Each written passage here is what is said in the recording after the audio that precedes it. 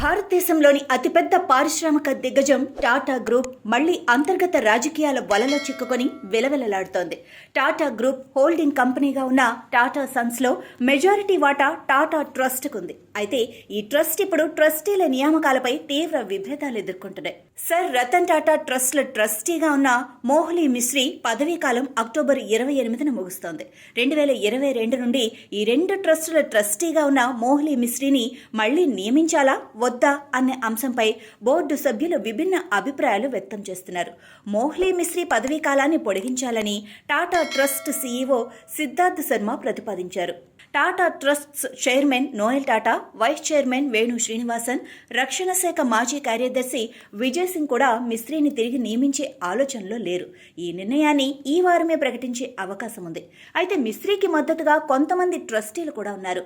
మోహ్లీ మిస్రీని తిరిగి నియమించకపోతే చట్టపరమైన పోరాటం ప్రారంభమయ్యే అవకాశం ఉంది. మిస్రీ, నోయల్ టాటా, శ్రీనివాసన్, విజయ్ సింగ్ల మధ్య రాజకీయ విభేదాలు చాలా కాలంగా ఉన్నాయి. సాధారణంగా టాటా ట్రస్ట్స్లో నిర్ణయాలు ఏకగ్రీవంగా తీసుకోవటం సాంప్రదాయం. కానీ సెప్టెంబర్ 11న విజయ్ సింగ్ను టాటా సన్స్ బోర్డు నుండి తొలగించినప్పుడు ఈ సాంప్రదాయం మొదటిసారిగా విచ్ఛిన్నమైంది. ఇప్పుడు మిస్రీ రీఅపాయింట్మెంట్పై ఓటింగ్ జరగనుంది. అయితే మెజారిటీ ఓటుతో నిర్ణయం తీసుకోవచ్చా అన్న విషయంపై స్పష్టత రాలేదు. రతన్ టాటా సమయంలో ఎప్పుడూ ఇలాంటి ఓటింగ్ జరగలేదు.